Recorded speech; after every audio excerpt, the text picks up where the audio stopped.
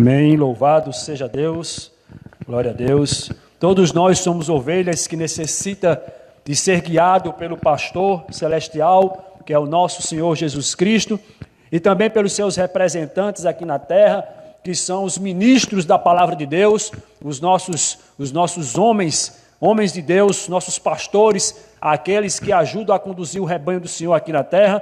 Uma saudação a todos os pastores da Igreja do Sétimo Dia, Movimento do Advento. Que Deus abençoe os nossos ministros, amém? Louvado seja Deus. Meus amados irmãos, vamos conversar nesta noite sobre um tema divisor de águas no mundo religioso. Um tema que tem trazido muitas opiniões diferentes, que tem trazido muitos questionamentos, e que nós possamos assim ter um pouco mais de luz, que possa ser derramado um pouco mais de luz a respeito deste tema tão controvertido no mundo religioso. Que tema seria esse? Nós vamos falar a respeito da lei de Deus, vamos falar a respeito da graça, vamos falar a respeito da fé, vamos falar a respeito da justificação, vamos falar também a respeito das obras, vamos colocar cada elemento deste em seu lugar, para que não haja complicações no entendimento. Eu vou perguntar para os irmãos que aqui estão presentes, e eu gosto de fazer perguntas e que os irmãos possam responder segundo o conhecimento de cada um. Também quero perguntar para os nossos ouvintes que estão nos acompanhando à distância, por intermédio da internet, pela transmissão ao vivo que está sendo transmitida nesta noite. Irmãos, a pergunta que não quer calar: nós somos salvos pela lei ou pela graça? Quem pode me responder? Os irmãos de casa podem colocar aí nos comentários: nós somos salvos pela lei ou nós somos salvos pela graça? Pela graça. Os irmãos aqui presentes estão dizendo que é pela graça. Todos concordam que é pela graça? Nós somos salvos pela lei ou pela graça? Vocês aí do fundo, pela lei ou pela graça? Pela graça, aqui na frente, pela graça. Será que nós somos realmente salvos pela graça? Mas que graça? Quem é graça? Ou é a graça de Jesus Cristo? A graça de Jesus Cristo, amém? É isso mesmo? Irmãos, se nós somos salvos pela graça, nós precisamos guardar a lei? Será que precisamos guardar a lei? Qual é a serventia de guardar a lei se a salvação não é pela lei? Se a salvação é pela graça? Será que não havendo necessidade, não há mais a necessidade da guarda da lei? Será que não há mais? O que é que o apóstolo Paulo diz? O apóstolo Paulo diz: é acaso agora a lei pecado? De modo nenhum, ele mesmo responde. Então, irmãos, nós só precisamos relacionar corretamente as funções de cada elemento deste que nós citamos. A função da graça, a função da lei, a função da fé, a função das obras. Deixa eu fazer outra pergunta. Nós somos salvos pelas obras ou pela graça?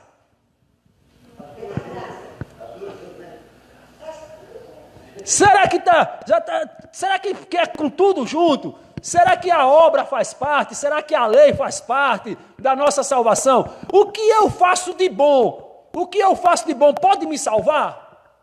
Será que pode me salvar? Irmãos, isso é um tema muito complexo. Tem irmãos aqui que estão dizendo que sim, que aquilo que eu faço de bom pode sim me salvar. Vamos ler o texto básico que foi lido nesta noite, para que nós possamos ir compreendendo o tema da mensagem que nós iremos discorrer nesta noite de quarta-feira, uma noite de culto de adoração, culto de agradecimento, um culto de oração, e nós vamos compreender a respeito da lei, da graça, em nome de Jesus Cristo.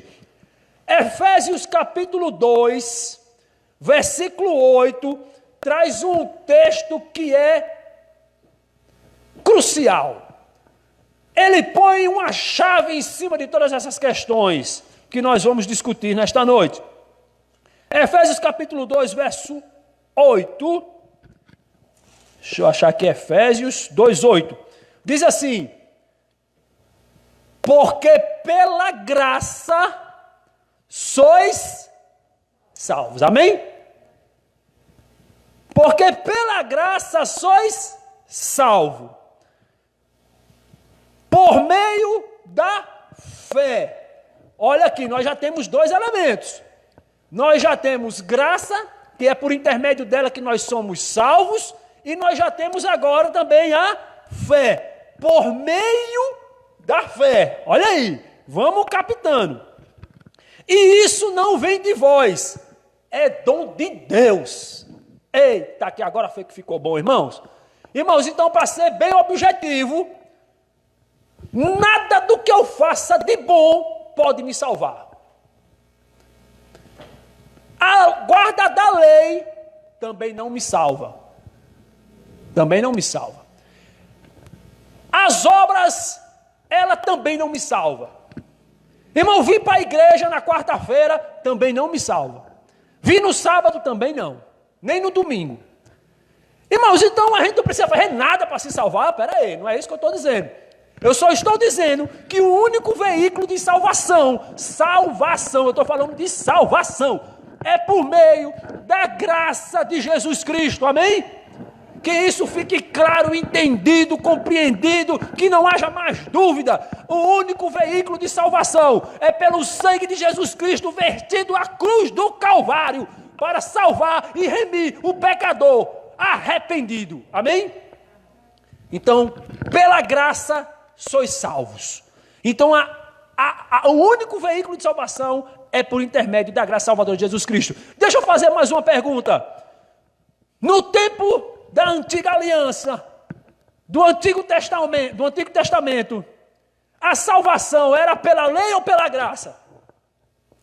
Agora complicou. Agora eu quero ver. Jesus não havia vindo ainda para ser crucificado. As observâncias e ordenanças da lei eram praticadas pelo povo judeu.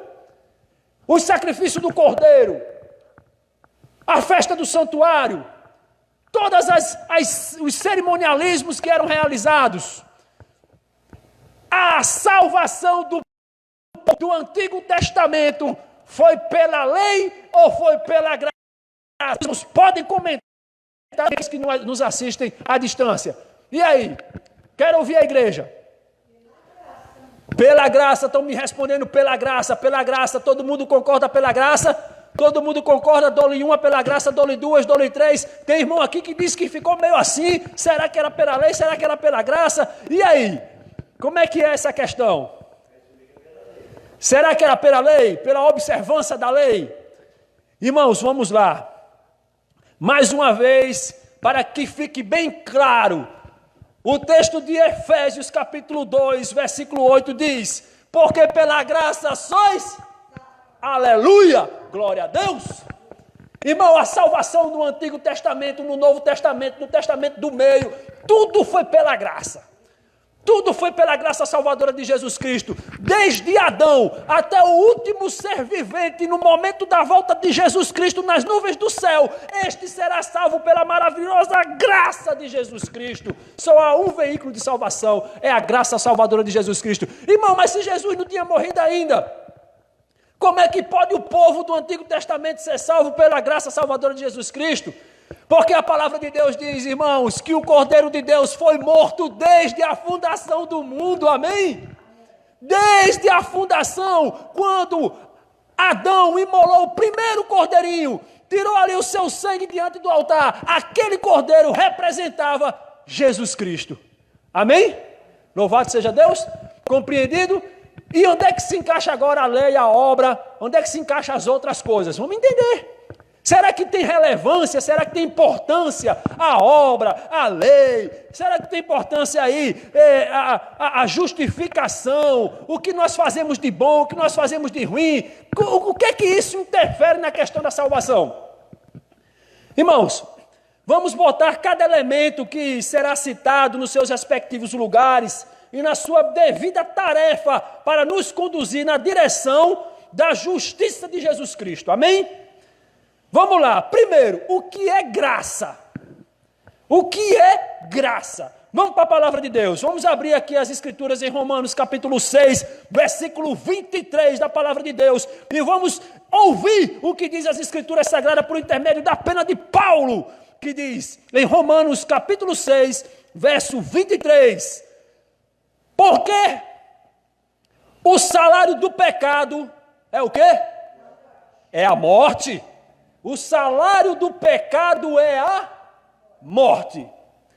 Mas o dom gratuito de Deus é a vida eterna por Cristo Jesus, nosso Senhor. Amém?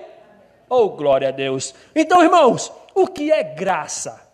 Graça é um dom gratuito que Deus lhe dá. Não há dinheiro que pague. Deus lhe dá de presente, é um presente de Deus para você, é a graça salvadora de Jesus Cristo, é a vida eterna que Ele lhe concede.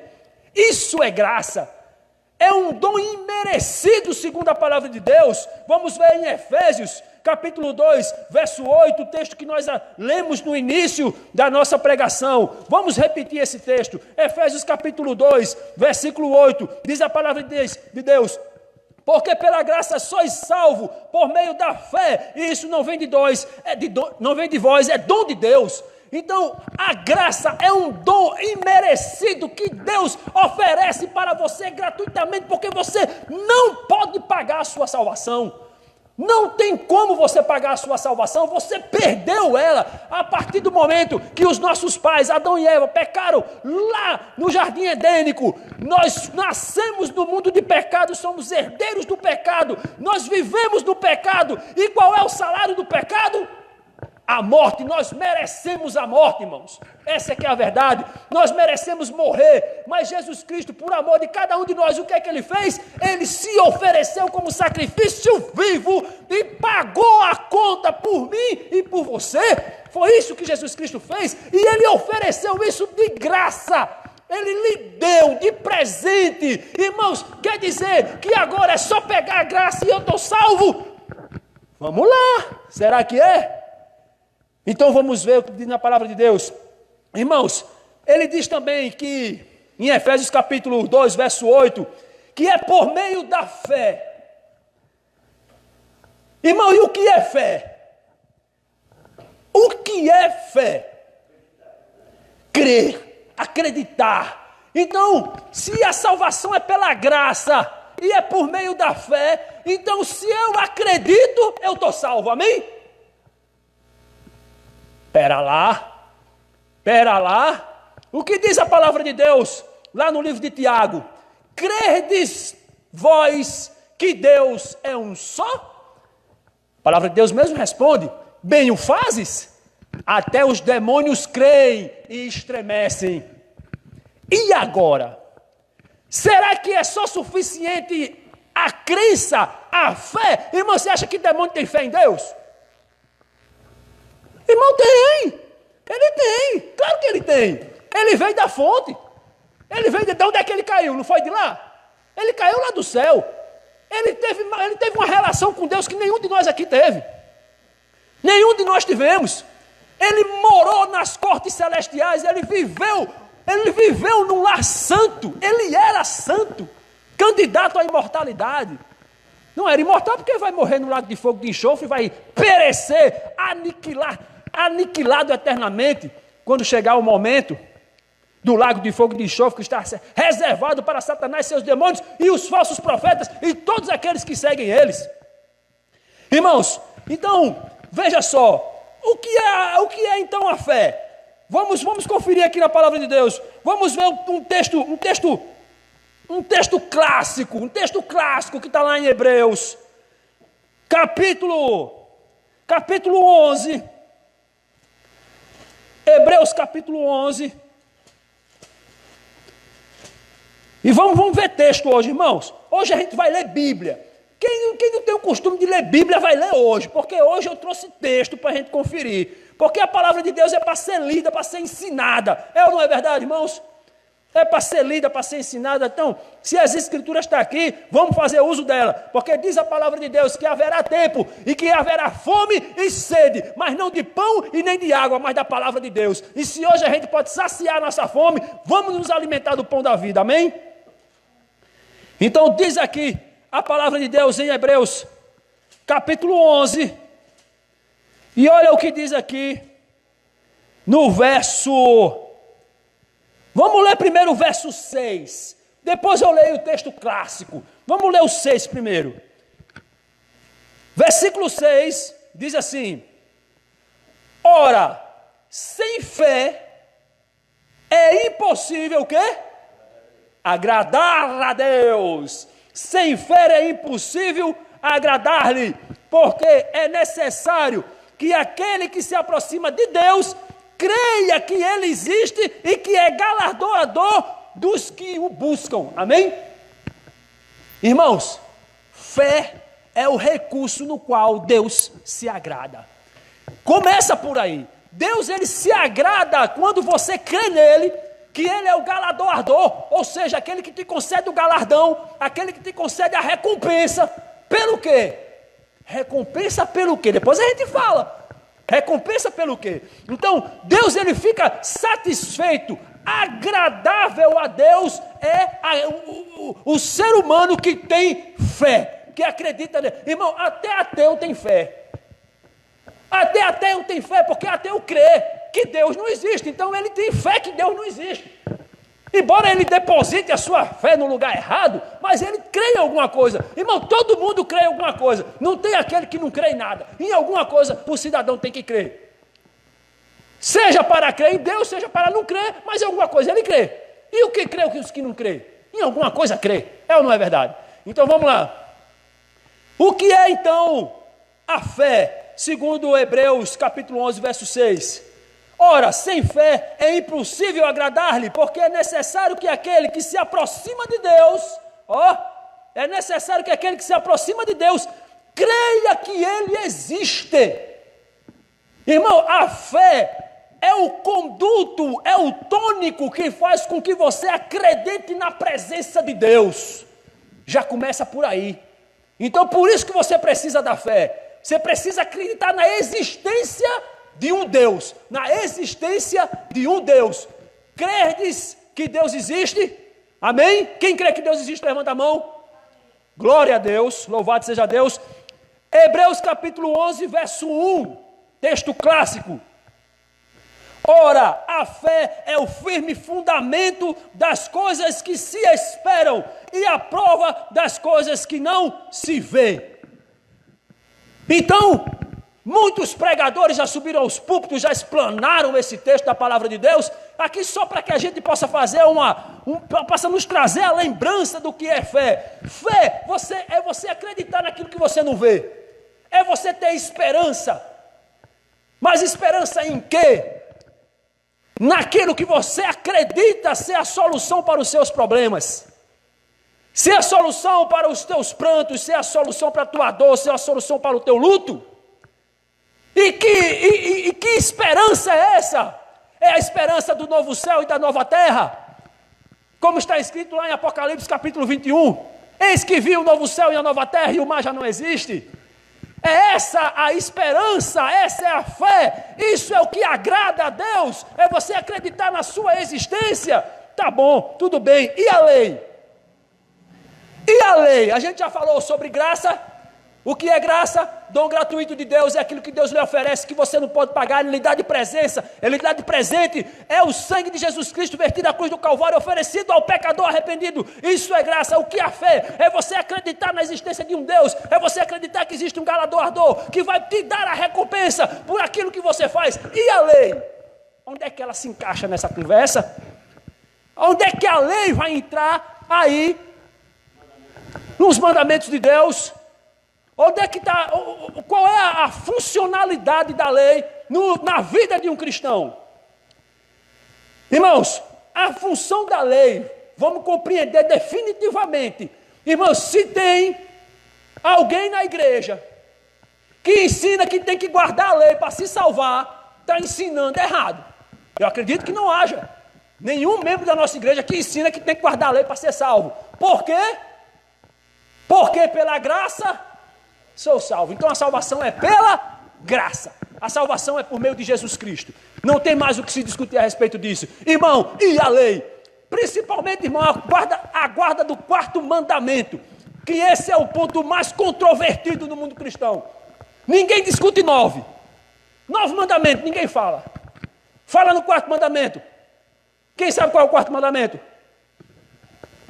Lembra-te do dia de sábado para o santificar. 6 dias trabalharás e farás toda a tua obra, mas o sábado é o dia santo do Senhor. Não farás nada, nem o teu boi, nem o teu gado, nem ninguém.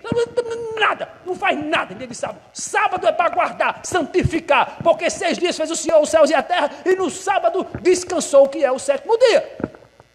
Esse daí é o ponto de separação entre o mundo religioso. Quando fala de lei, o povo pensa logo no sábado. Parece que só existe uma lei. Parece que só existe o sábado. Não existe mais nada. Só o sábado.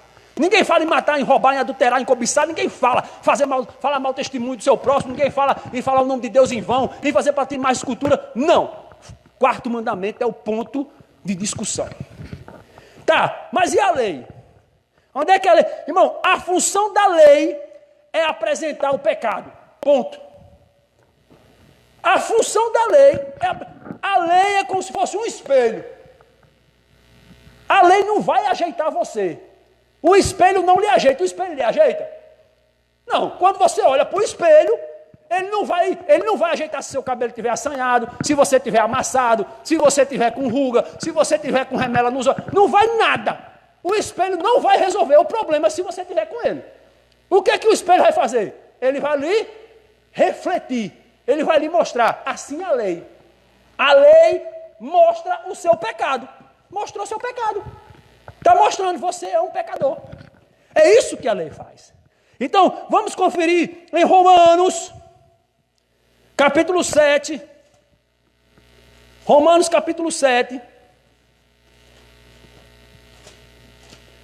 E eu ainda nem cheguei no tema, viu? Ainda estou chegando. Romanos, capítulo 7, verso 7. Diz assim: que diremos, pois? Olha o que o apóstolo Paulo faz. O apóstolo Paulo, ele faz uma jogada de mestre. Para quem entende de xadrez, o apóstolo Paulo, ele posiciona a dama, coloca um peão para encurralar o rei e dá um xeque-mate com um bispo. Ele faz isso. Veja só, Romanos capítulo 7, versículo 7. Que diremos, pois? É a lei pecado? Olha a pergunta de Paulo. Irmão, a lei é pecado? Olha o que Paulo responde: de modo nenhum, mas eu não conheci o pecado senão pela lei. Amém?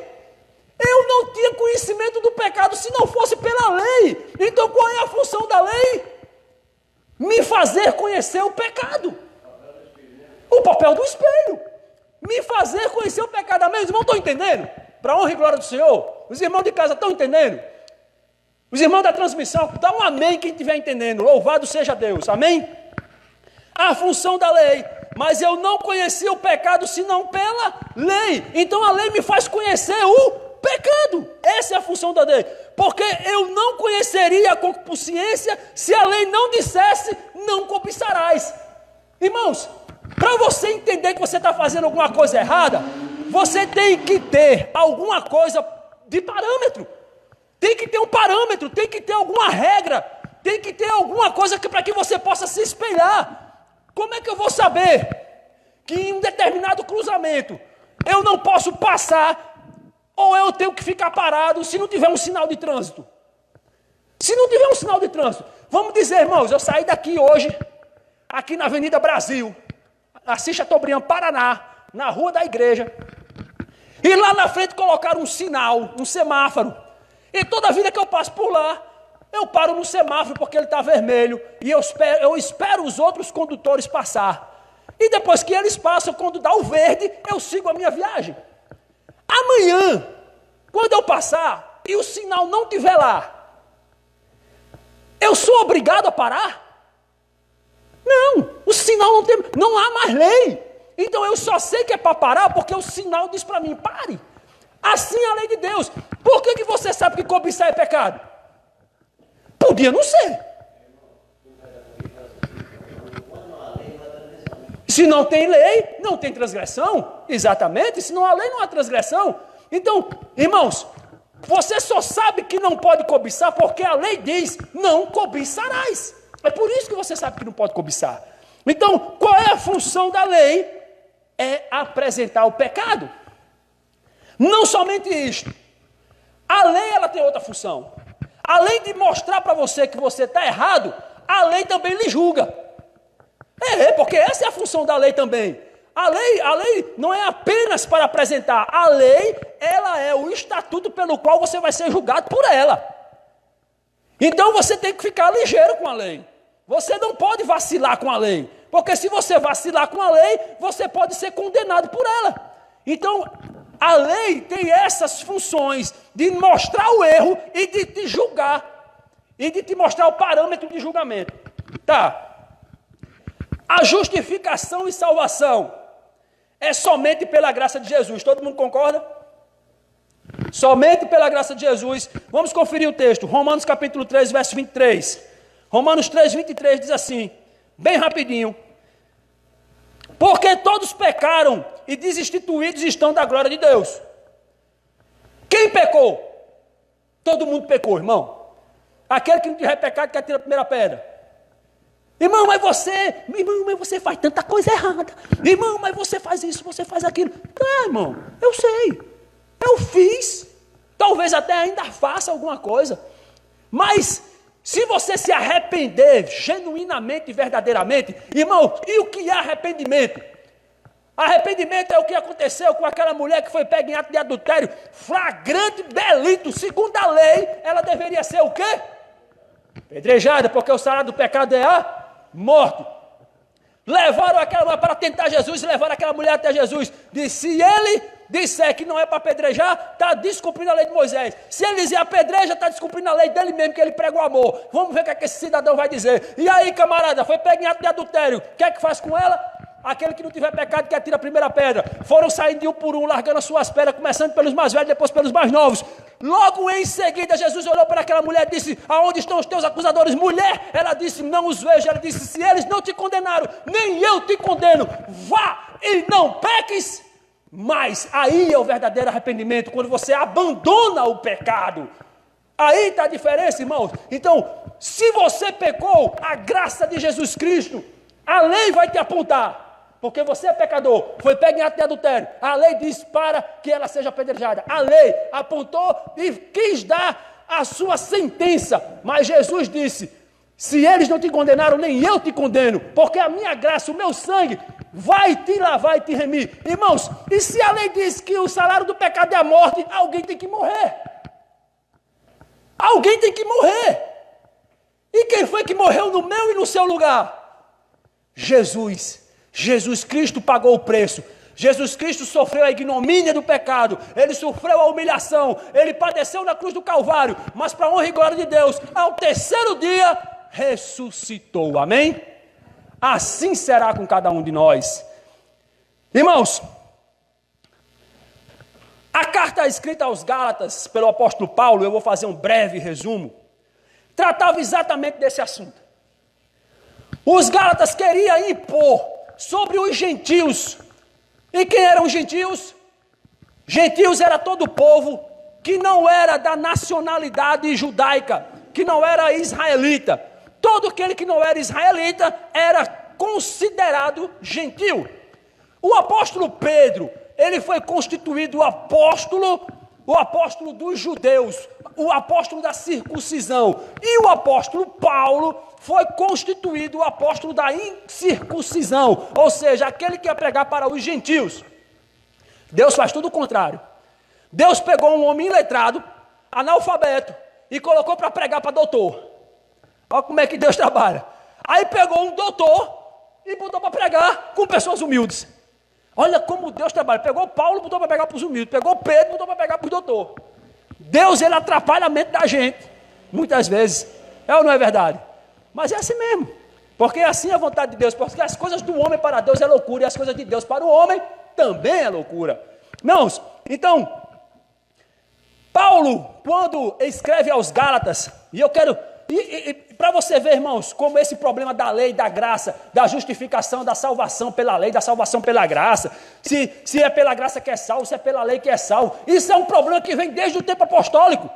Desde o tempo apostólico vem essa discussão interminável.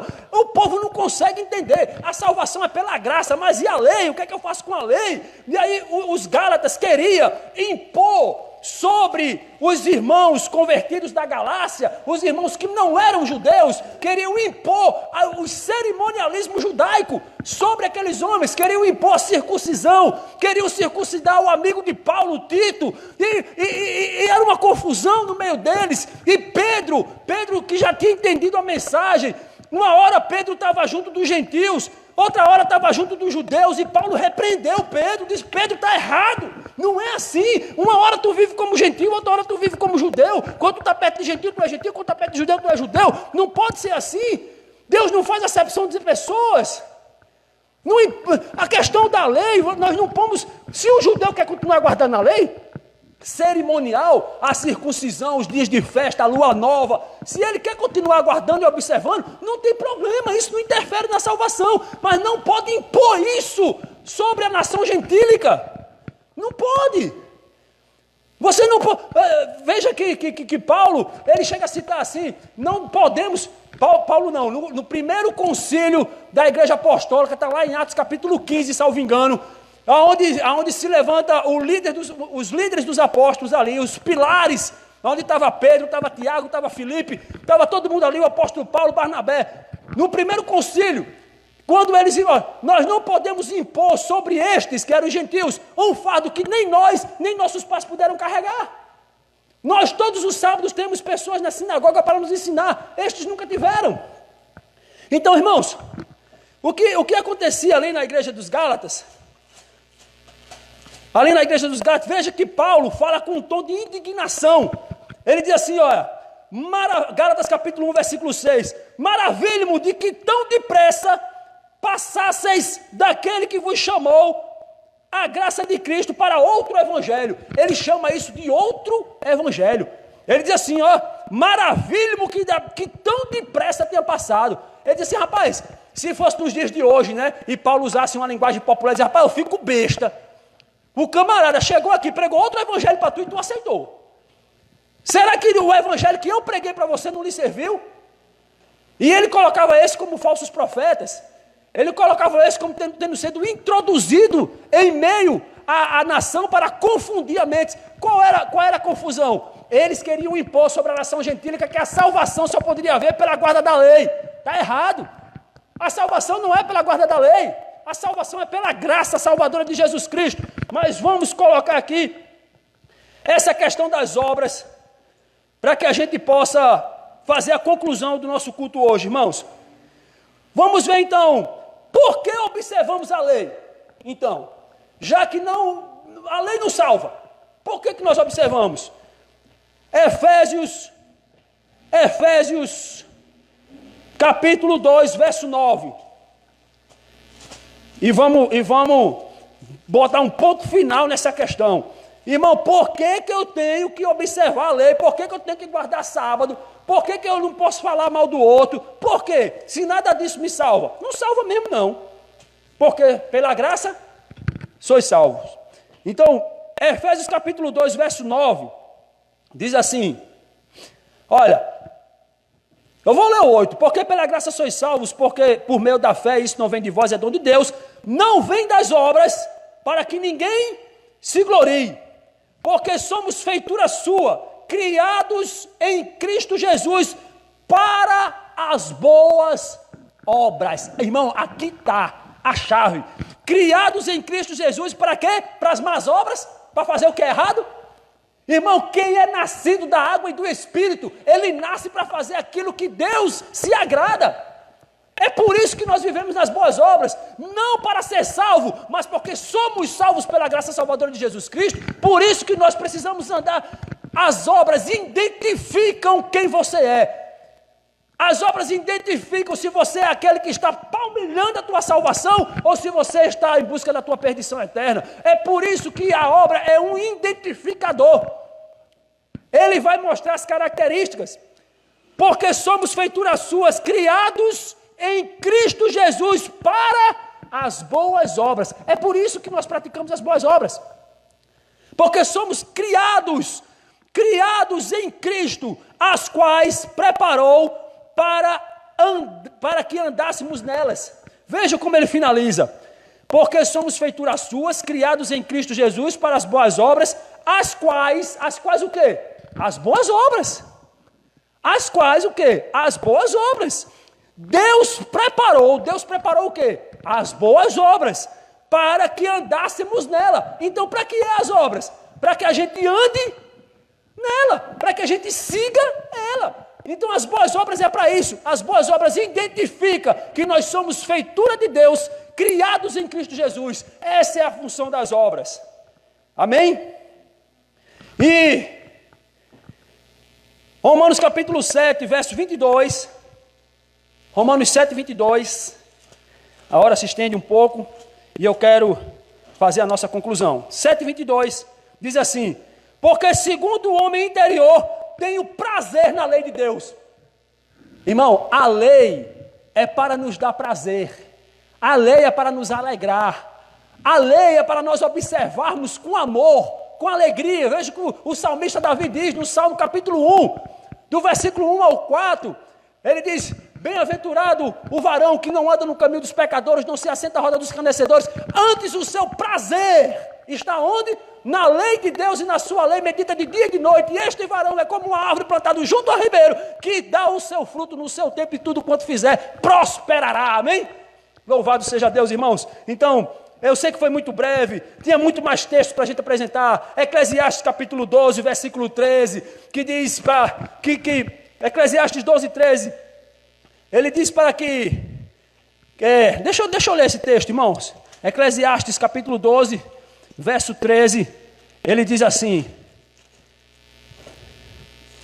Provérbios, Eclesiastes, capítulo 12, verso 13, diz assim, de tudo que tem ouvido, o fim é, teme a Deus e guarde os seus mandamentos, porque este é o dever do homem. Então, quando a gente começa a juntar as coisas, irmãos, a lei de Deus primeiro é o quê? É um dever.